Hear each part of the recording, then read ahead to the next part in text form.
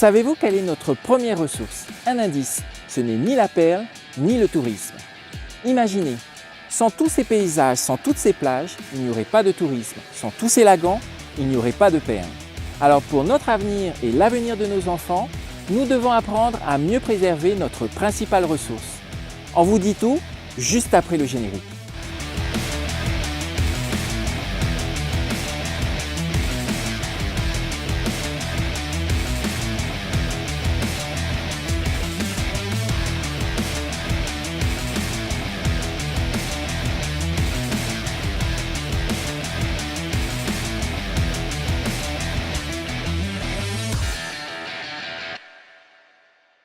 Depuis la création du JT Vert, nous avons eu la chance de pouvoir visiter quelques-unes de nos îles. Celle de la réserve de biosphère de la commune de Fakarava, Burabura, Reo ou encore ici à Tetiaroa. Nous vous parlons régulièrement de protection du Fénois et de toutes les actions mises en place pour en préserver la richesse. Au JT Vert, nous avons décidé de vous montrer les actions et de mettre en avant les personnes. Mais est-ce que cela sert vraiment à quelque chose? Certes, cela ne va pas aussi vite que l'on voudrait, mais cela se fait et c'est ce qui compte. Ces derniers jours, nous avons accompagné les équipes de Tetiaroa Society qui font visiter l'île aux écoliers de Haroué. À la fin de ce séjour, est-ce que ces enfants seront les enfants les plus écolos du Fénois? Je ne le pense pas, je ne le suis pas moi-même. Mais au fond d'eux-mêmes, ils sauront que notre Fénois est notre seule richesse et que nous devons le préserver. Nos enfants sont notre futur. Dès le plus jeune âge, ils sont sensibilisés à la protection de l'environnement. À cette occasion, nous souhaitons saluer l'implication quotidienne de l'ensemble des professeurs des écoles du Fénois. À ce propos, nous avons rencontré l'équipe pédagogique du collège NDA de Fa'a à l'occasion de leur journée portes ouvertes. Voyez ce qu'on a découvert. Nous avons rendu visite aux enseignants et élèves du collège Notre-Dame-des-Anges pour le Forum des énergies. En quoi consiste cet événement? On s'était dit qu'on allait mettre en place ce forum pour que tous les élèves aient au moins un aperçu de ce qu'on pouvait faire et surtout puissent rencontrer les intervenants. Alors il y a 3 grands axes qui ont été mis en place. Les énergies, donc ils vont avoir un petit peu tous les types d'énergie qu'il y a.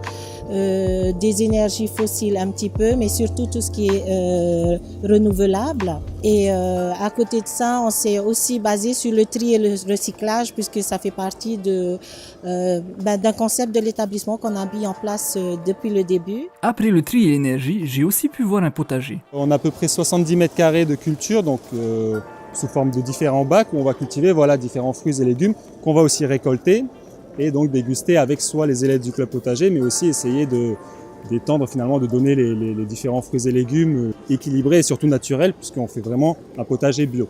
Dans l'éducation, on pense souvent, il faut apprendre certaines connaissances aux enfants, certaines compétences, etc. Mais on ne pense pas souvent finalement à leur apprendre à devenir de bons citoyens et surtout des citoyens en bonne santé.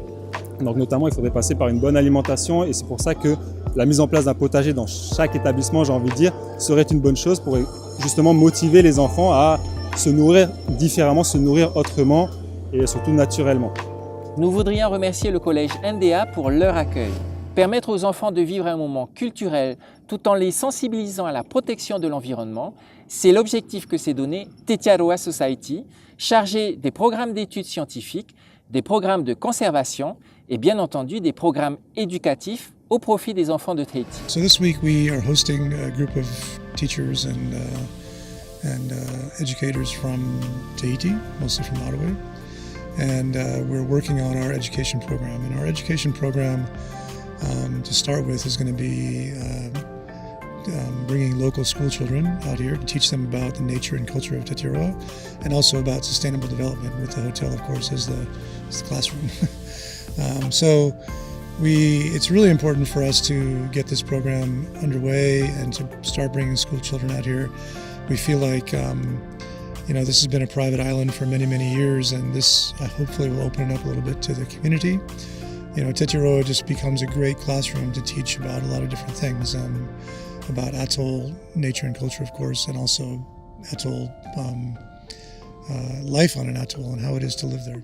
Et la vie sur un atoll, nous l'avons expérimenté avec les enseignants de Haroué. Souvenez-vous.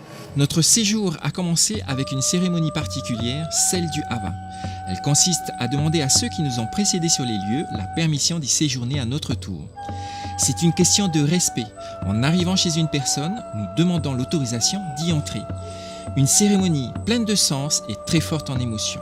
Elle nous rappelle qu'il faut être reconnaissant envers notre Fénois pour tout ce qu'il nous offre.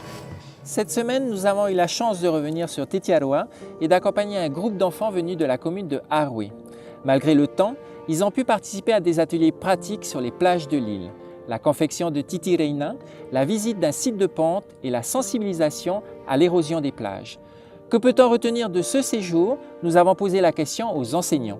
C'est vraiment une belle expérience pour ces enfants qui n'ont pas forcément l'habitude d'avoir un beau paysage comme ça tous les matins, d'avoir les pieds dans le sable, de découvrir ça. On les voit autrement que des élèves.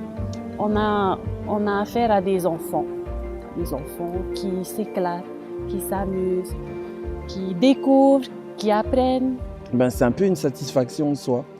D'autant plus que pour la plupart de ces enfants qui n'ont pas la chance de voyager, pour eux c'est une expérience mais vraiment unique. Quand tu sais que la plupart des enfants ont l'habitude de côtoyer le quartier, mais très très rarement de côtoyer un paysage comme ça. Voilà les amis, le JTVR c'est maintenant terminé. Nous espérons que vous avez passé un très bon moment avec nous. Vous pouvez retrouver notre émission sur le replay de TNTV ou les réseaux sociaux du JTVR. À partir d'aujourd'hui, on dit « Je t'aime » à notre Fénois tous les jours. À très bientôt. Au revoir.